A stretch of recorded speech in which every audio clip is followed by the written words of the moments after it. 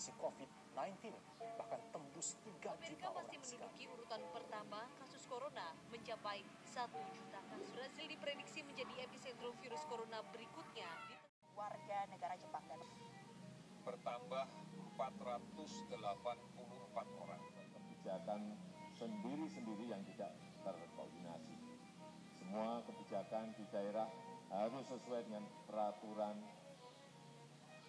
berada dalam koridor undang-undang dan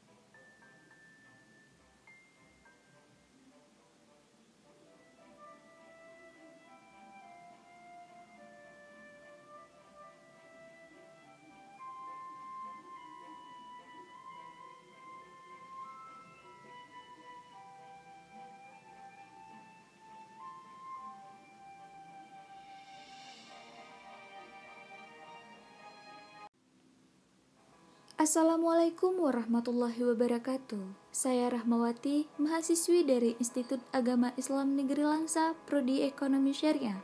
Saat ini saya sedang melakukan kuliah pengabdian masyarakat dari rumah.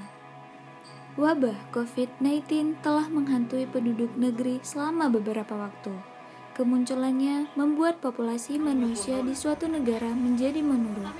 Tak hanya populasi, penyebarannya yang kian drastis membuat kekacauan ekonomi hingga politik. COVID-19 membawa dampak buruk dan membawa efek domino pada masalah kesehatan, ke masalah ekonomi, hingga sosial. Ditutupnya gerbang transportasi darat, udara, dan laut dalam upaya menekan tingkatnya penyebaran COVID-19 yang membuat kesulitan para eksportir dan importir. Pada kesempatan kali ini, saya melakukan tinjauan di Dusun Pertanian, Kecamatan Birembayun, Kabupaten Aceh Timur, dalam upaya meningkatkan pembangunan ekonomi multisektoral Aceh. Ada beberapa tantangan dalam pemulihan ekonomi multisektoral seperti pembibitan kelapa sawit di Dusun Pertanian, Kecamatan Birembayun.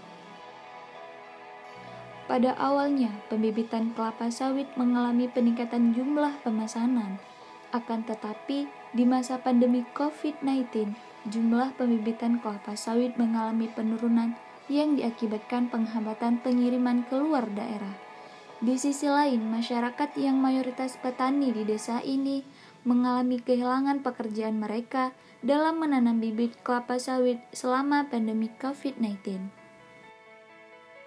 Pemerintah telah menjadi sektor pertanian sebagai salah satu andalan dalam pemulihan perekonomian. Tidak hanya pemerintah pusat, beberapa pemerintah daerah di tingkat provinsi maupun kabupaten telah mendorong ekonomi dengan mengandalkan sektor pertanian, seperti industri kelapa sawit. Kelapa sawit merupakan salah satu komoditas perkebunan yang memiliki peran strategis dalam pembangunan ekonomi Indonesia. Sebagai penghasil kelapa sawit terbesar di dunia, industri kelapa sawit telah menyediakan lapangan pekerjaan sebesar 16 juta tenaga kerja, baik secara langsung maupun tidak langsung. Masyarakat yang bekerja pada pembibitan ini mayoritasnya adalah ibu rumah tangga yang berjuang di tengah pandemi, tak pernah lelah bekerja untuk setiap harinya. Selain menanam bibit sawit, pembibitan seperti durian, sawo, mangga, rambutan, dan lain-lain juga dilakukan dalam sehari-hari. Penanaman bibit sawit ini dilakukan mulai dari jam 8 pagi hingga jam 5 sore. Pekerjaan petani memang bukan hal yang mudah, namun semangat yang tinggi masyarakat dusun pertanian ini berjuang demi mencukupi kebutuhan rumah tangga mereka.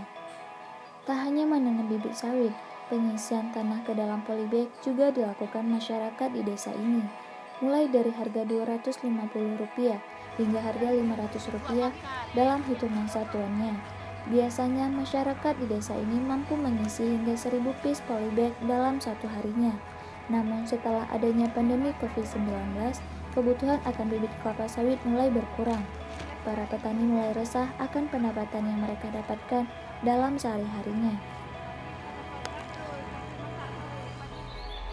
Mengingat tingginya tingkat pengangguran yang terus bertambah setiap tahunnya, pemerintah berupaya melakukan program pemulihan ekonomi multisektoral agar masyarakat dapat lebih mandiri dan lebih produktif demi tercapainya kemakmuran di suatu desa, salah satunya desa pertanian ini.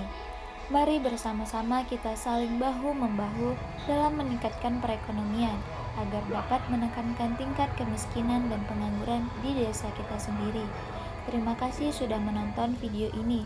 Saya Rahmawati undur diri, sampai jumpa dan wassalamualaikum warahmatullahi wabarakatuh.